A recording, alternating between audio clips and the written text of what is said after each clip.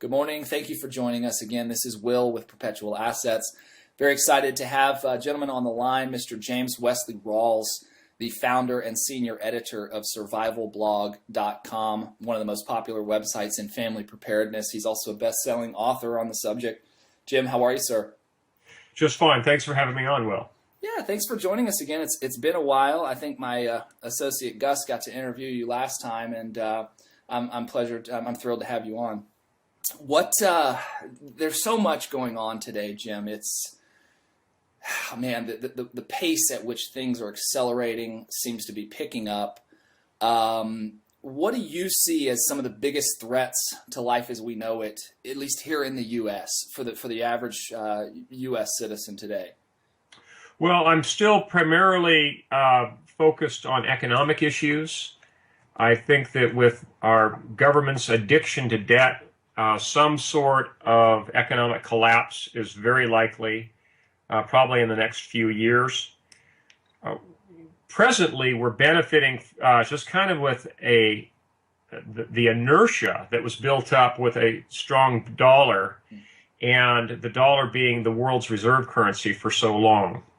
And it's kind of carried things along farther than they normally would have. It's kept our national economy afloat. It's kept up the prestige of the dollar in foreign trade, which it really no longer deserves. And it's really given us the opportunity to team up and stock up a few years longer than I would have anticipated. So that's really a blessing. But again, eventually there's going to be a financial reckoning day, and I think it's going to come fairly soon. And the current ZERP policy is going to have to come to an end at some point. And once interest rates actually make a turn, once they start to go up, all bets will be off. Yeah, it's at this point, Jim, we're talking about math. You know, we're talking about the laws of physics. This system is unsustainable, and at this point, I think it certainly looks like the dollar's days are over, or numbered, I should say.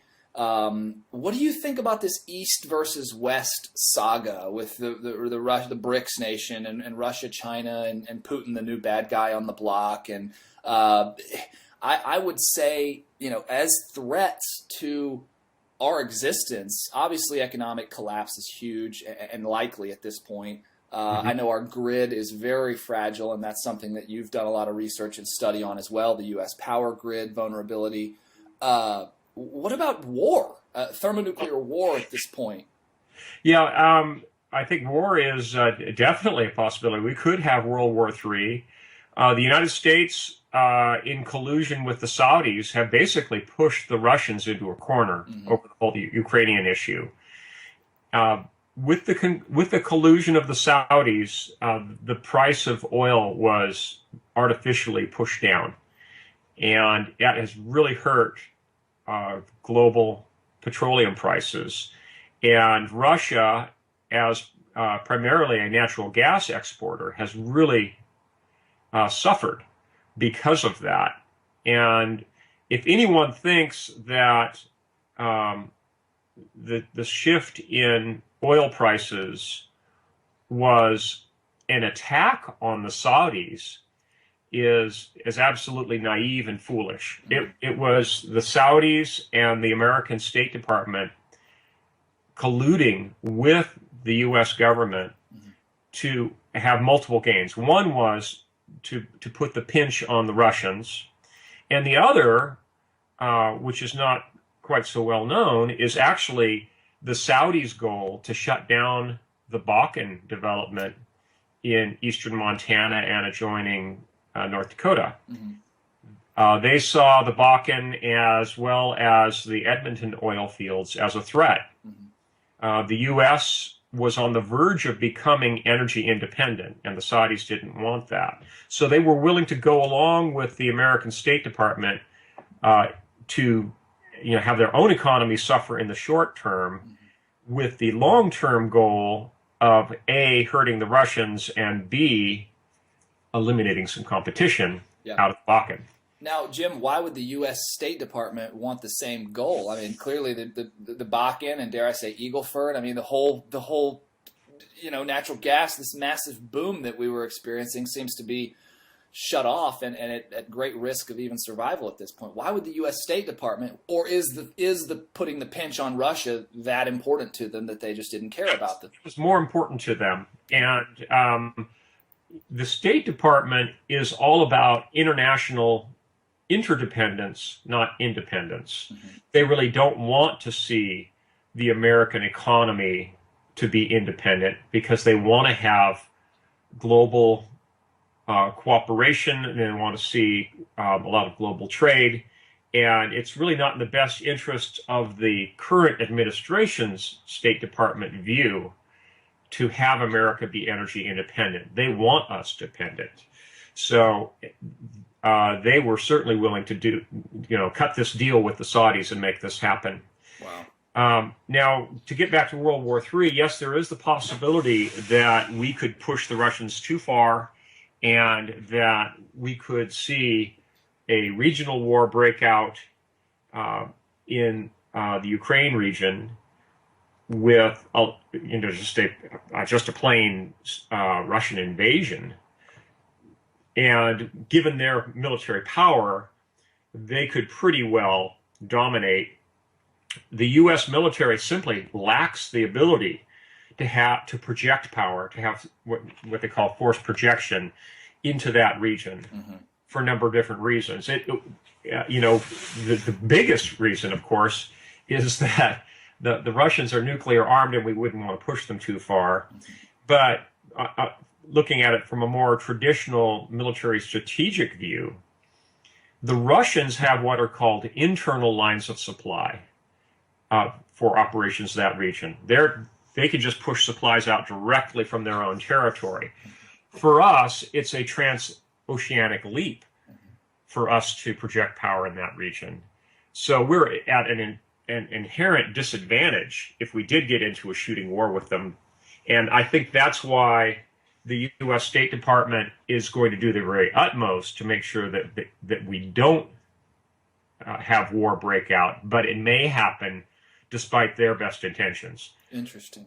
So they want to push and push and push just enough without war breaking out? Right. They want to make the Russian economy hurt, but they don't want to push the Russians so far that we get to the point of general war. Right. And unfortunately, in the nuclear age, general war could very well tip over into nuclear war, and that would be absolutely disastrous. Right. Yeah, and it seems like I came across an article this morning regarding the UK and just some of the legal precedents and things that they've been doing to make war more likely, at least on an international scale. So it's scary. Do you think if you were to give your hunch, what do you think? Do you think it's going to go there? I think that the chances of general war breaking out into World War III are fairly low. Mm-hmm.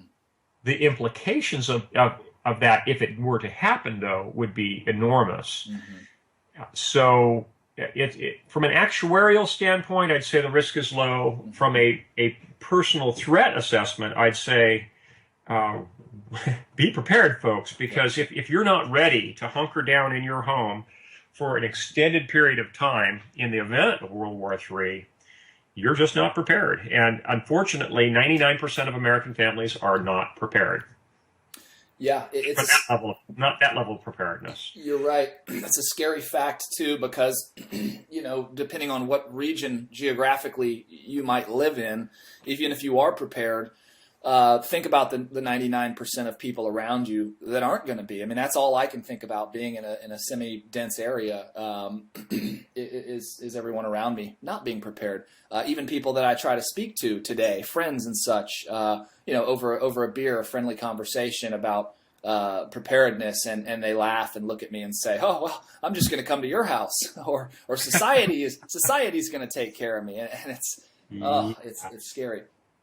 Yeah, unfortunately, that is the world we live in, and it's one of the reasons that I developed the American Redoubt concept, which was a strategic relocation plan for American families to move to the lightly populated Intermountain West region, which consists of Idaho, Montana, Wyoming, and then the eastern portion of Washington and the eastern portion of Oregon. And I designated that region as the safest place for Americans to relocate to, in part because of its diverse economy, in part because of its plentiful energy, and in part because of its geographic isolation from major population centers. That Intermountain West region is primarily powered with hydroelectric power, and in the event of a major disaster that would drop the American power grid, the American Redoubt region would actually very quickly, and I'm talking within a matter of not just hours, but minutes, have its power reconstituted in the vast majority of that Redoubt region, simply because we're the power exporters, not the power importers like the rest of the nation. Interesting. Very interesting. Well, I know that you have, so you coined the Redoubt term, and now it's a very well talked about, well written about in your series of books. I think helps to cover some of that as well. Let's move on to the AR-15 ammunition ban. Okay. I've got to be honest, I don't know much about it, but I'm happy to ask you because I know that you're an expert in the field. Who was behind it and why, or what's your opinion? Well, I think it has the fingerprints of Barack Hussein Obama all over it. There's actually two different things going on here. One is a so-called study by the Bureau of Alcohol, Tobacco, and Firearms to determine whether or not what's known as either SS-109 or M855 ammunition, which is a full metal jacket ammunition with a small steel tip, is in fact armor-piercing ammunition, and whether or not it should be banned from sale to private citizens. That's half of it. The other half is a push by the Obama administration itself to import ban and restrict that same ammunition and similar ammunition. I think they might go so far as to have that include all full metal jacket ammunition for rifles. And because there have been at least small numbers of pistols made in just about every rifle caliber, they use the logic of saying, well, that makes all of that ammunition armor-piercing pistol ammunition, which was banned under federal law by the U.S. Congress many years ago. In fact, the SS-109 ammunition was not designed as armor-piercing ammunition per se, and it only has very slightly better penetrating capability than standard ball ammunition. A ball just refers to full metal jacket ammo. So we're in a situation now where just the rumor of a potential change has caused this huge rush. The American civilian arms industry has spent the last 4 years trying to catch up on the demand for ammunition, and it was just getting to the point where they were catching up and ammunition prices were falling, and ammunition supplies had become plentiful for just about everything except .22 rimfire. When this news came along. And now there's this huge rush to try to gobble up every bit of, again, it's called SS-109 or M855 ammo. It's commonly called green tip ammunition for 5.56 NATO, which is the military equivalent of .223 Remington. There's a huge rush for this ammunition that's gone on. the ammunition had gotten down to about 35, 40 cents a round just before this news broke 2 weeks ago. Now the price of the green tip ammunition has jumped to $1.50 or $1.60 per round. So it's basically quadrupled in price in just 2 weeks. And anyone who was sitting on a good pile of it, like a lot of the readers of my blog, survival blog readers are famous for sitting on mountains of ammunition. Yeah. They're sitting pretty, but everyone else is busy playing catch up. And the rush for this particular ammo is so great. When people are not finding it in the stores, they're basically buying any 223 or 5.56 ammo they can lay hands on. And so it's snowballed into a general rush for 5.56 ammo. And I have a feeling that for the next year at least, even if the BATF does not finalize its plans to ban this ammunition, just the market dynamics alone will mean that there'll be a great shortage and a ratcheting up of prices of all 5.56 millimeter NATO ammunition for at least a year. So, folks, if you don't have it, do your best to find it, but don't be surprised if you can't find it, and if the dealers are now charging at least $1 per round, if not $1.50, $1.60. And I think before this ends, we may see the price of green tip ammo go to $2 or even $2.50 per round. Wow. So it's about supply and demand.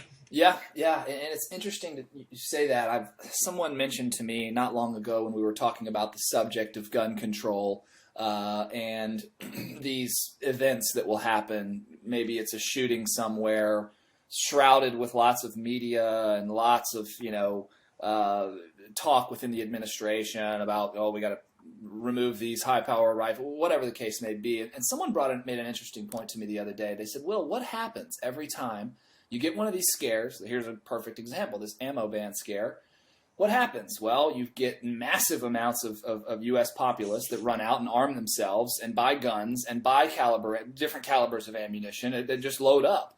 And then nothing happens legislatively. Typically, nothing happens. There's a shooting, everybody loads up on ammo, the prices skyrocket, they come back down.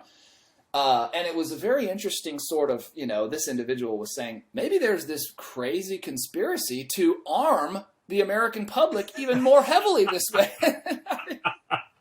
Well, I don't think that President Obama has the goal of encouraging people to be well armed.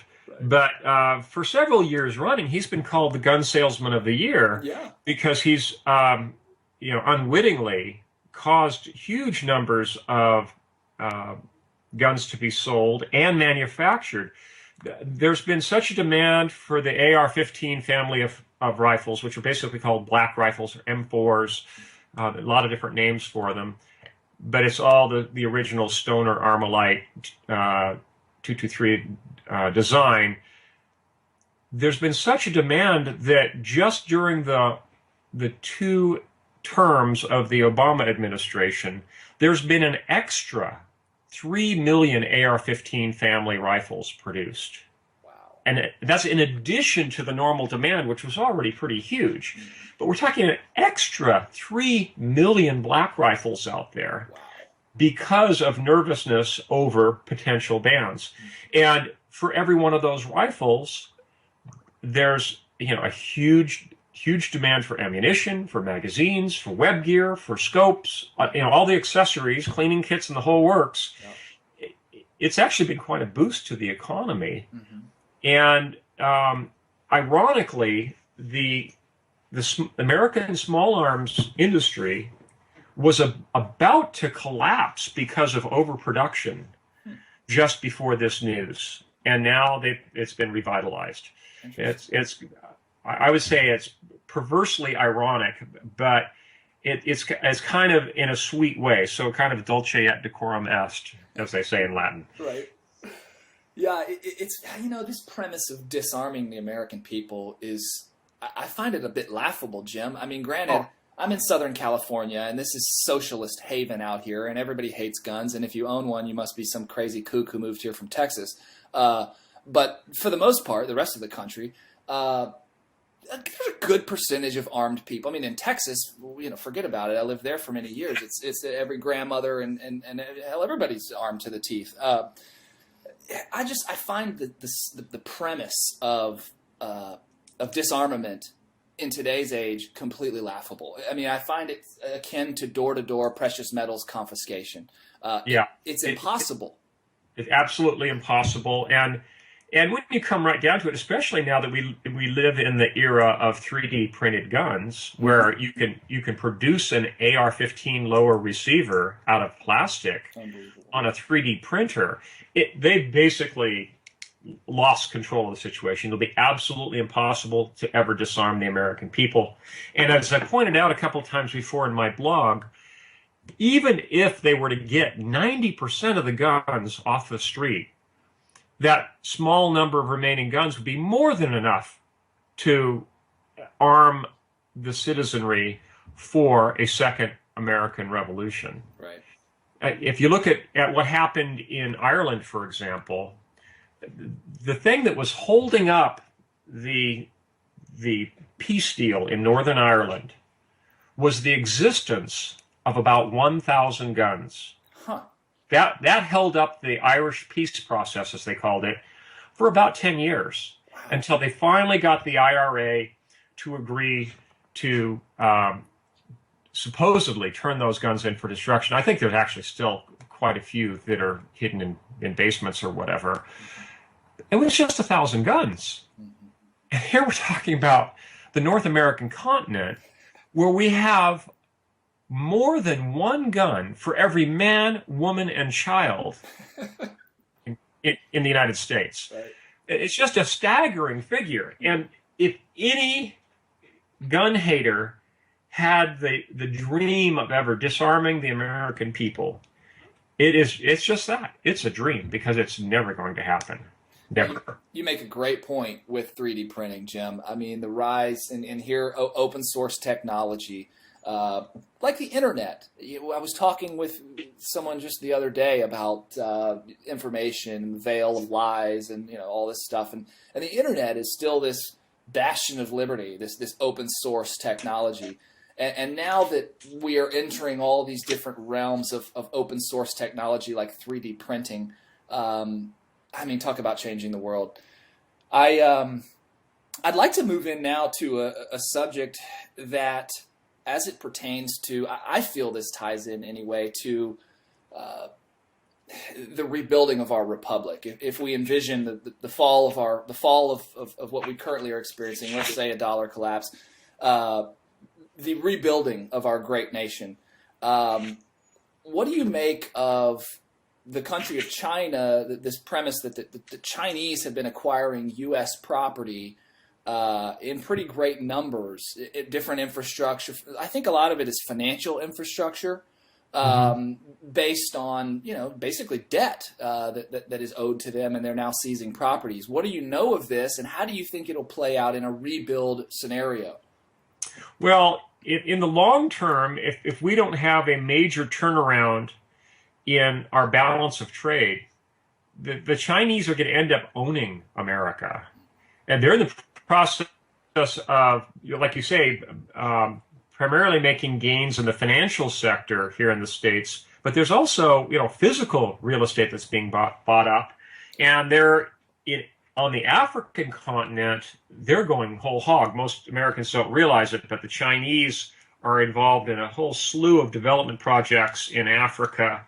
And what they are really after are the raw materials. They want those foodstuffs, and they want the minerals, the precious metals coming out of Africa. They want to have a physical lock on those assets. And just like I say in my blog, you should invest in tangibles. Apparently, the Chinese have taken that to heart. Yeah. They know where real wealth lies, and that is intangibles. And the whole American economy that's developed in the last 30 years has had a focus on intangibles, like software, for example. So in the long run, I think the Chinese have the better strategy.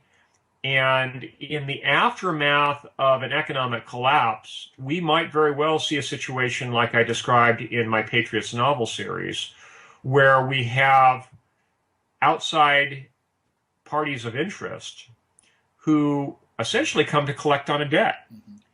You know, you stop making payments on your car, they send a collection agency and they tow your car away. Mm-hmm. Well, if a nation goes bankrupt, war is essentially like kingdom towing. Okay, they come and they tow your kingdom away. That's what war really is when you come right down to it. Interesting. Yeah. Regardless of what the citizenry involvement, I mean, that's the picture to grasp here. Is our great nation built a couple hundred years ago has been captured. Capture the flag. We've been captured. And now, I don't know, for the last, you could argue, however long we've been captured for by a criminal cabal, but for however long, this group of criminals has represented the U.S. country, treasury, sovereignty in international relations and everything. And I fear that you and I, my friend, are going to pay, our children are going to pay for it someday.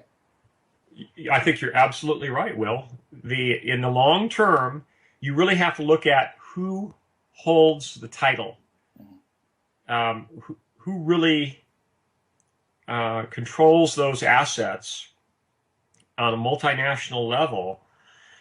They're really the real victors in this whole struggle. And right now we have an administration and a Congress that has basically sold out to international banking interests, and they are beholden to those interests to the point where in the next few years, I think we'll see international treaties trump domestic policy and domestic legislation because, let's face it, these people know who's buttering their toast. They know who really owns these assets, and they're going to bow and scrape before them.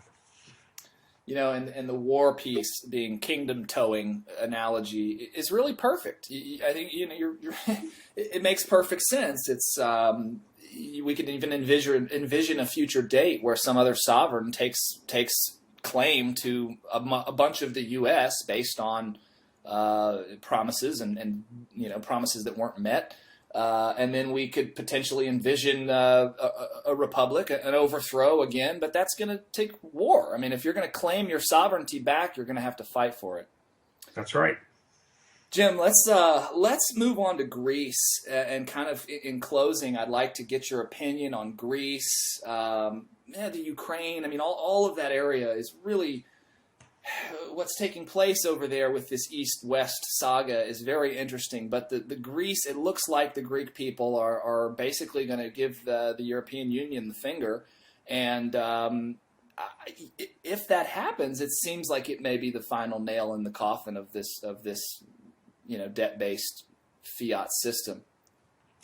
Well, yes, with Cyprus and then Greece, we saw an attempt to essentially collect on a debt at the taxpayer level, and it didn't go over very well because they didn't really have the muscle to back it up.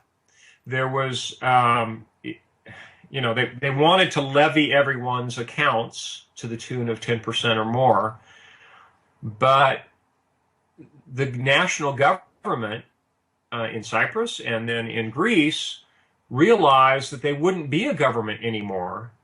They would be run out of office en masse if they attempted to do that fully. So in Europe, with the euro and the great disparity between the Northern European tier and the Southern European tier,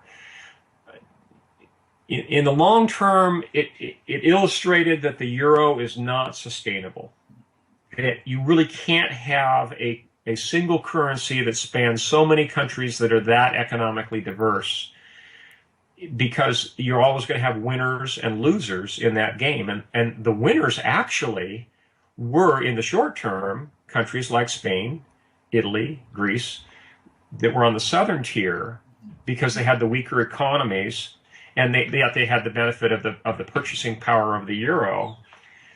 So it's really hard to say how it will all play out in the long run. There very well could be war in Europe again over this issue, but I think in the short term, we're going to see a lot of instability. We're going to see cracks in the euro structure. We've already seen the demise of the U.S. petrodollar, and I don't think there's going to be ever going to be a petro-euro because of this. We may very well see the establishment of a whole new currency regime coming out of this, because the euro is going to suffer greatly in the long run, because they can't have a taxing regime to match a currency regime. Yeah, it's I know Europe is across the pond. It's over there. It's not in our backyard. Are these issues really our issues?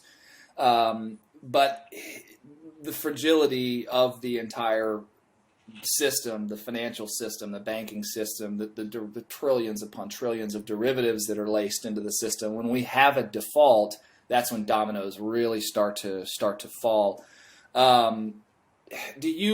I know that you believe in you're not of the expatriate camp. In other words, hunker down in the region. Duress. Yeah, I do believe that the United States is, despite its faults, still one of the freest countries in terms of individual liberty. Perhaps not banking privacy any longer, and perhaps not business opportunity like it used to be. But at least we've retained the right to keep and bear arms, which I consider paramount. And there are very few countries where people can relocate to expatriate to that have a similar level of firearms freedom. And I'm not willing to give that up just for the sake of gains in other areas.